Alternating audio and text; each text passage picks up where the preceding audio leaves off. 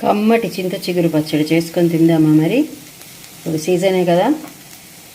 నువ్వులు తగినంతగా నువ్వులు మనం ఎలా తింటాం అలా చూసుకొని కొద్దిగా నువ్వులు వేయించాలి ముందు, ఆయిల్ లేకుండానే. తర్వాత చింత చిగురు ఇలా కొద్దిగా వేయించుకొని దానికి తగ్గట్టు ఎండుమిరపకాయలు కూడా వేయించుకొని కొద్దిగా వెల్లుల్లిపాయ వేయించుకొని అన్నీ కలిపి ఉప్పు వేసుకొని గ్రైండ్ చేయడమే.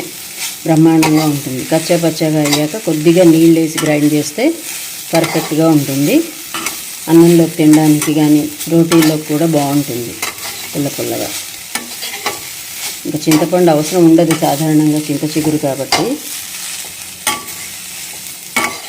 ఇది పుల్లదైన ఇండాలియం బాండీలోనే చేస్తున్నాను, ఇంకొకటి బాండలు కడిగలేదు, అందుకే ఫాస్ట్గా తిప్పేసి తీస్తున్నాను. చేద్దామా మరి? ఎంతమందికి ఇష్టం చెప్పండి. ఇది